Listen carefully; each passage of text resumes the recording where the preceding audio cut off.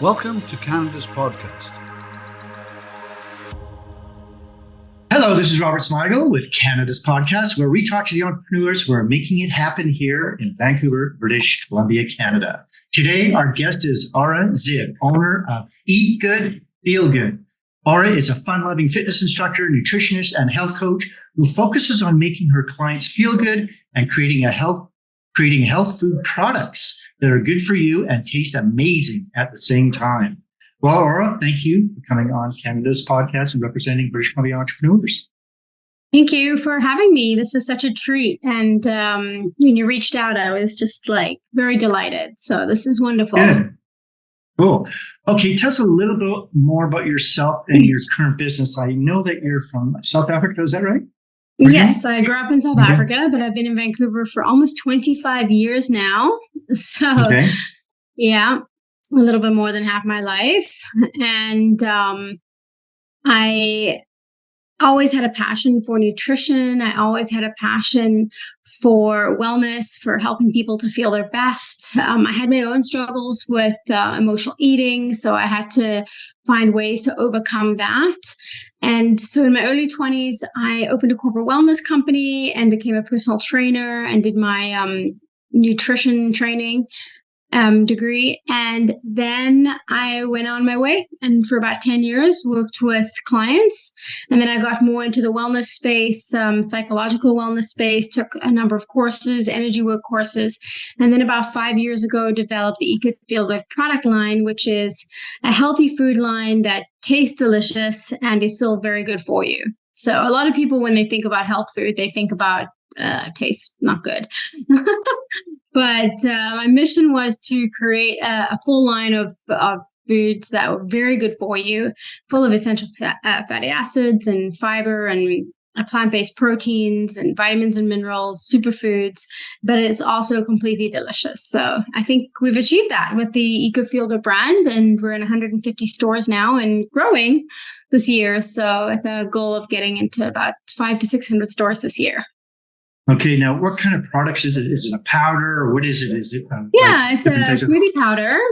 And you just mix it in a blender with some fruit of your choice, depending on the flavor, and a vegan milk, and off you go. So it has everything, like I said, the superfoods, the fiber, the essential fatty acids, hemp protein, but we made it taste really, really delicious.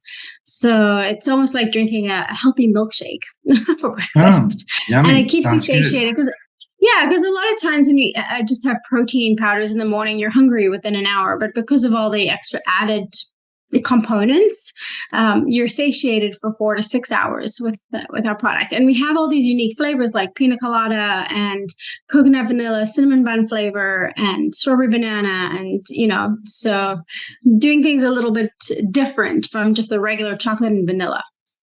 Oh, okay. What inspired you or motivated you to become an entrepreneur, to take this journey? What kind of pushed you over the edge to do that? I think I was just kind of born that way. I'm very creative and I like to just visualize things and then just make them happen. So, okay. Yeah. In terms of starting the company, it obviously takes money to do that. Are you self-financed or do you have investors or how do you generate money? I mean, obviously you're selling the product, but to get things going, what does that look like for you? I got some bank business loans to start the company. There's a program out there called Futurepreneur, which is in partnership with BDC. So they have a great startup where they give you $45,000. And then there were a couple grants that I got as well. And I also have an investor. So it does take, to get into this business, it does take quite a lot of capital. I actually didn't know how much it would be when I started, and that's probably a good thing. It would have been more scary, but it's about pushing through and just never giving up. With over 700 episodes and 500 news articles, we are your go-to source for all things entrepreneurship. CanadasPodcast.com. Subscribe now. You're in the health food category. I want you to give me one piece of knowledge or information about your industry that the common person may not know about.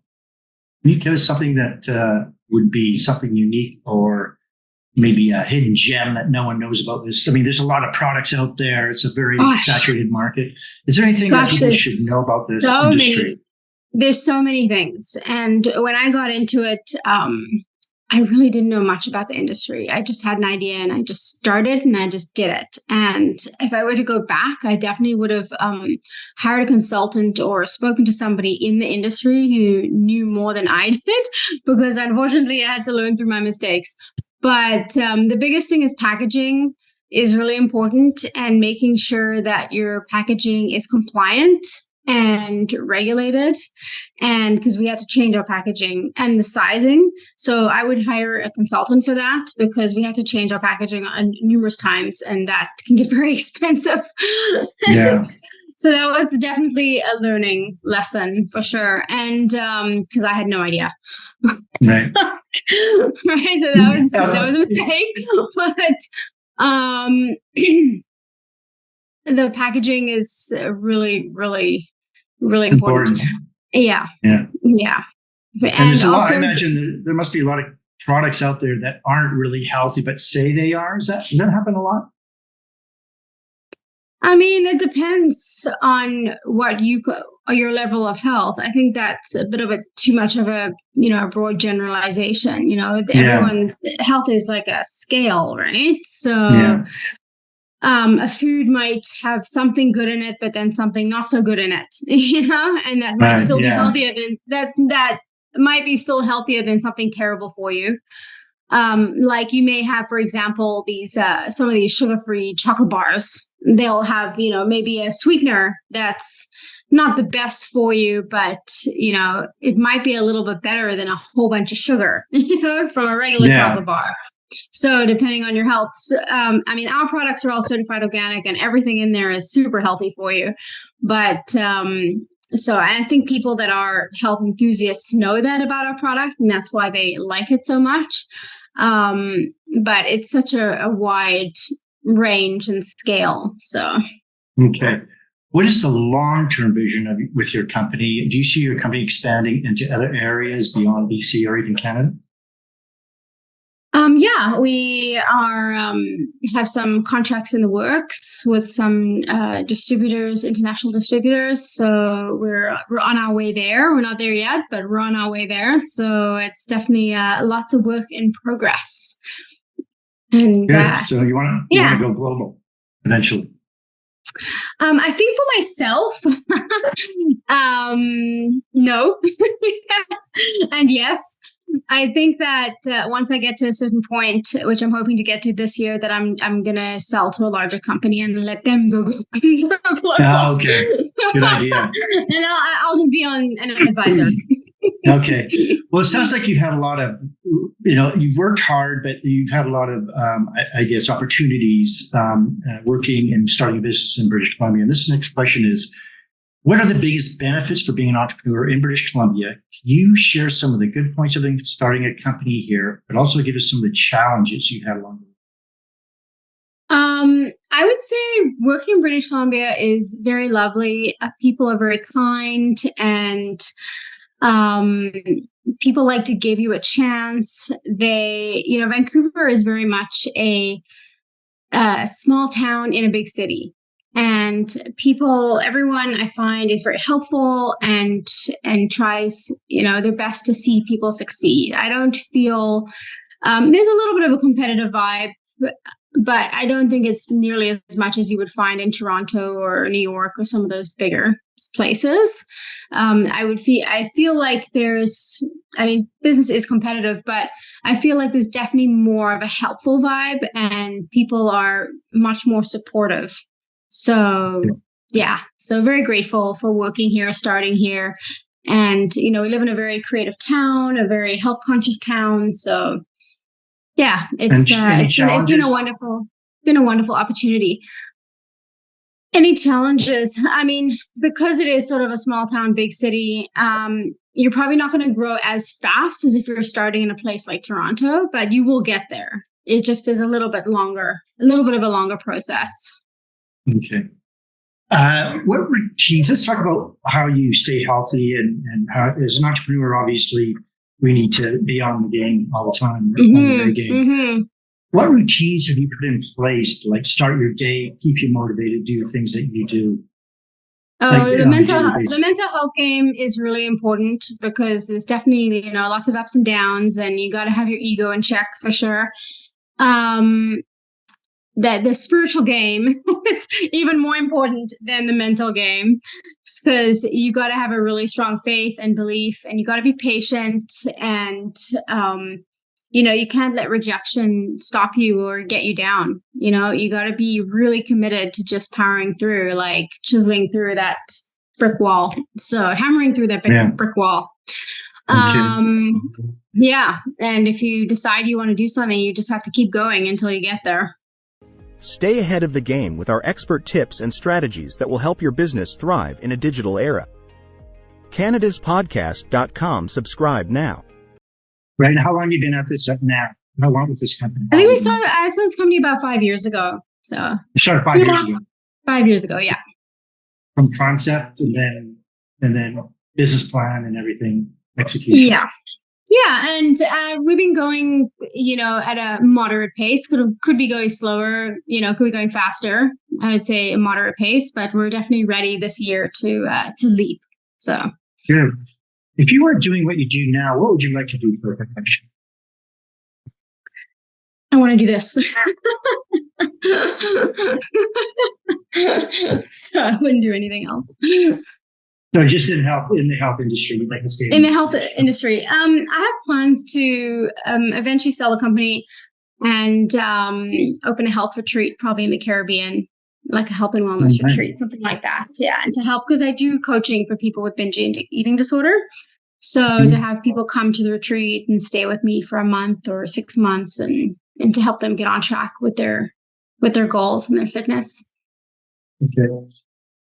As an entrepreneur, what 2 words would you use to describe yourself?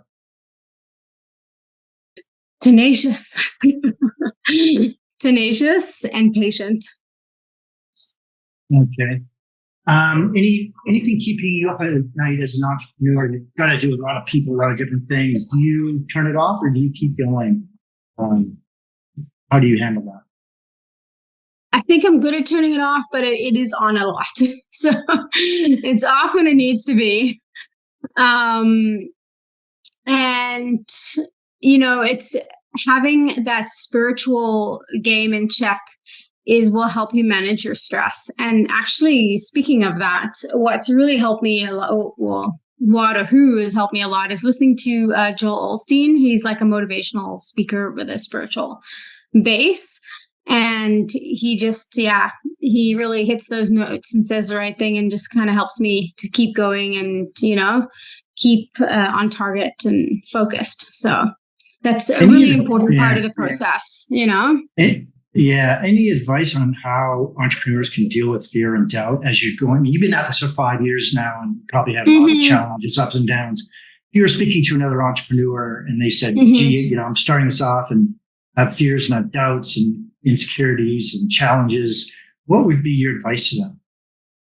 Is don't listen to the naysayers.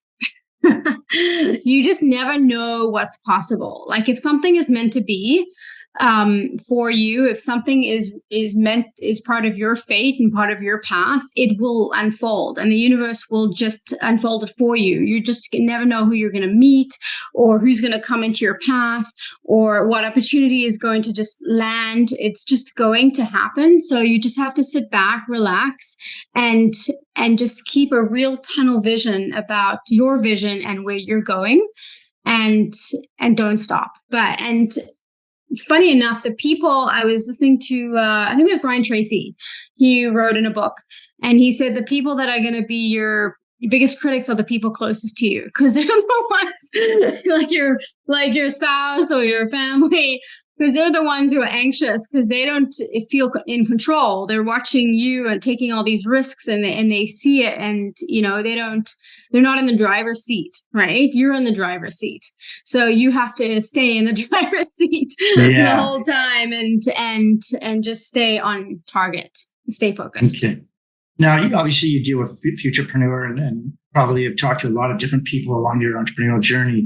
Is there any advice that you've received from a mentor or anyone that you've had work with you or just give you advice that you can pass on to entrepreneurs?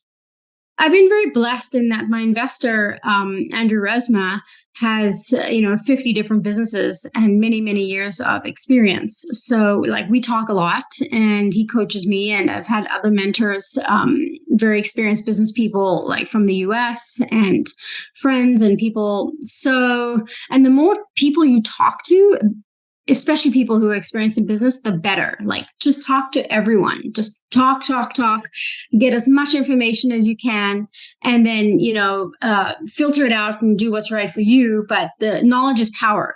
And the more knowledge you have, the more people you speak to, the more ideas you're going to get about financing or about how packaging or about how to deal with problems or, connections of people of who can introduce you to somebody who knows somebody who will be able to help you get a little bit further. So it's, there's some luck involved, but it's more hard work for sure. and having it be your focus, then the universe will just gravitate those opportunities towards you. Join our thriving community of like-minded individuals who share a passion for success and innovation. CanadasPodcast.com. Subscribe now. Okay. Entrepreneurs are steadfast readers as well. Do you read any business books or anything entrepreneurship? Every day actually every day I get a newsletter from it's capitalism.com, Ryan Moran. And every day he gives like a business training and teaching. It's a quick 5-minute read and he'll do a little video, but I find actually very helpful. And he'll always give often give business case studies of different businesses that have had certain problems and then, their solutions. And I get a lot of education and training through podcasts, and I'm able to foresee problems that may occur by listening to podcasts and other entrepreneurs who have been on the same journey and hearing about things that have gone wrong and how they fixed it. And I've been able to avoid a lot of things through, again, talking to people, listening to podcasts and other entrepreneurs. Reading is really important. Yeah. Okay. So other than capitalism.com, are there any books that you've read in particular that you could pass on to entrepreneurs? I think sales books. Brian Tracy is an excellent mentor as well. We all know Anthony Robbins and the Jim Rowans and all of that. But what's really helped me the most for my mental game has been the pastor. Oh yeah. Motivational talks. Yeah. Okay. Yes. Cool. Good. So you obviously have this company going. Is this your full-time gig at this point, or do you have other businesses that you work with at this time? I do wellness. I do massage as well. So That's something, energy healing. That's something I've done for 20 years and will do forever. So I'll never stop doing that. It's also another passion. So I juggle those two things. Right. Yeah, it's good to have lots. Yeah. Okay. Yes. Fantastic. Well, entrepreneurs have to have lots of different businesses like that. That's how you were telling your investors, right? Andrew, is that his name? Yeah. Andrew Resma, yes. Yeah. So yes. Multiple streams of income, as they say. Exactly. He's got 50 of them or more. 50 of them or more. Wow. We should get him on the show too. Absolutely. He has his own show too. Oh, does he? He does. Yes. Okay. Okay, we're going to wrap things up, Aura. How can our listeners get hold of you? Is there anything you'd like to add before you leave us today? As I said before, don't listen to the naysayers. If you have a dream, a vision, a passion, just jump in, just go for it, and just trust that you will find the solutions along the way. Like you'll become the problem solver. You don't have to have all the answers right away. Mistakes will happen, but you'll figure them out and just move through them miraculously. Awesome. Okay, positive thinking. Okay, Aura, thanks for coming on the show. I've learned a lot about you, and I'm sure our listeners have as well.